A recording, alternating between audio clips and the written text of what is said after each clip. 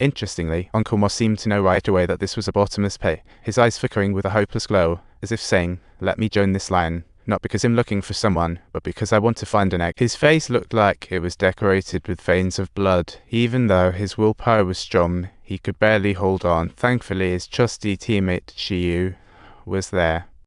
Three became heroes in a flash, pushing open the glass door. In a hurry, Uncle Mo pulled the ladies into the carriage.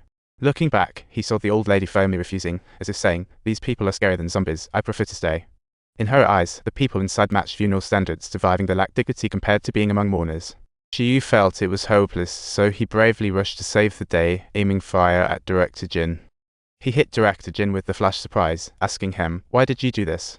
Which almost made Jin wet his pants, but he was left speechless and could only throw accusations. Misunderstood and bloody, Shiyu became the scapegoat. Director Jin rallied the crowd to expel them for self-preservation. The panicked crowd was like headless flies, and even when they were terrified, they felt embarrassed to act until a voice broke through them all, damn like a knife cutting through butter. The remaining individuals exclaimed, "Why don't we unite as one?" Amidst the wave of collective anger. No room left, they moved to the next carriage. Exhausted, Minju thought, "This is a cool-blooded party, I don't want to stay." So everyone thought they were genius-level secure as they locked the glass door with sturdy ties, thinking they were invincible. Little did they know, a curly-haired old lady in the corner was watching them, thinking of 100 things. "Don't worry, the key's right here." The old lady heard the commotion outside and immediately got up to head towards the door. Director Jin accidentally turned around and nearly screamed. He quickly urged everyone to stop her, shouting, "Hurry, slow down." However, Shiyu and the others forgot to guard the door, blocking their escape and unexpectedly giving Shiyu a chance. But bad news came. Shiyu's subordinate called, saying Busan's defenses were established. To prevent refugee influx, officials sealed the news, though with dark secrets. It was good news for Shiyu and others. But the fact was, just like that, the train conductor slammed on the brakes. Even though it stopped just in time, Shiyu nearly got thrown off balance. The conductor sighed, thinking the train was empty, then announced, "Evacuate now. Take another train to Busan." After saying that, he jumped off the train to find usable cars, as if he were racing against time for some mysterious delicacies ahead. Meanwhile, Director Jin sneakily tried to leave the train, peeking out calmly while pretending to say, "I don't see any zombies." When the other party hastily opened the door, he pushed Chen Wuzheng outside for good measure, using his life to buy himself time to escape. This unexpectedly released many zombies, while Shiyu and the others were unaware, searching for a safe carriage, anticipating the next big escape film. Little Bai found a steel patch, ready to call over, but just then the floor shook like the apocalypse. When the smoke cleared, the two were separated by the train. Shiyu was trapped under the train, precarious as ever. Little Bai didn't hesitate and rushed into the carriage to rescue him, only to find the other side's door tightly locked. Not knowing tempered glass breaks at edges, he knocked in vain till Director Jin and zombies appeared. At the sight of this, Little Bai immediately rushed forward with a hammer, acting like a bodyguard protecting Minju. Director Jin then took the chance to smash the already cracked glass, and just when Little Bai kicked the zombies out, Jin successfully escaped. Little Bai was left alone, looking utterly bewildered, while Director Jin fortuitously ran into the train conductor's train after passing through the second carriage. The conductor saw Director Jin being chased by zombies, cheering for him non-stop. "You got this. You can do it."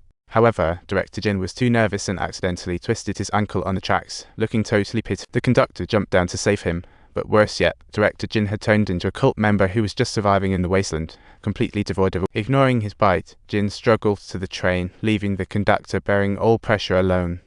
At that moment, she awoke with ball-like zombies piled on his head. Without the glass, had been heaven. Luck always seems to be fleeting. Seeing the train about to topple, Shiyu had no time to think and quickly squeezed out from underneath. Ensuring safety, he called others to leave, but the train shook again, blocking the exit with organs. At the same time, cracks began to appear in the glass and the window next door shattered. Though he was scared, he charged forward, facing the zombies head on. He blocked the climbing zombies with his steel pipe, while Shiyu moved the canister and reached for his daughter. However, Suyun didn't want to leave the homeless uncle behind, only realizing in that moment that it was Shiyu's time of choice. Cheng Jin cast one final glance at the homeless man before leaving, his eyes reflecting a complex mixture of emotions, his inner thoughts intertwined, as if silently conveying, Everything I wished to express lies within this moment, yet 1,000 words failed to find their way out. In the end, he could only murmur as he left beneath the train, as thanks or goodbye seemed taller then. As the train toppled and the windows shattered, zombies erupted into the carriage, beginning the chase after the three, which also woke up other zombies in this. A serious stampede ensued, granting the three precious escape time as they successfully climbed onto the front of it. Unknown to them, zombies matched the train's speed, moving swiftly to form a terrifying bridge. The zombie bridge kept stretching, slowing down the train, and Chiyu thought, this is really getting out of hand. Looking at the zombie bridge ahead, the zombies on both sides gradually couldn't hold on, eventually losing grip entirely, while those in the back were left fobbed. With the noise settled, Shi sighed with relief, only to hear footsteps behind him, thinking, stay calm, don't panic. To his surprise, Director Jin hadn't turned into a zombie. Instead, he moved closer, and Chiyu snapped, thinking, I must be having a nightmare. Director Jin seemed oblivious to his transformation, pleading with Chiyu to take him home, as if unaware of the bizarre situation. Suddenly, Director Jin looked completely bewildered, as Chiyu's gaze sharpened, and at the same time, the situation made him feel extremely uncomfortable.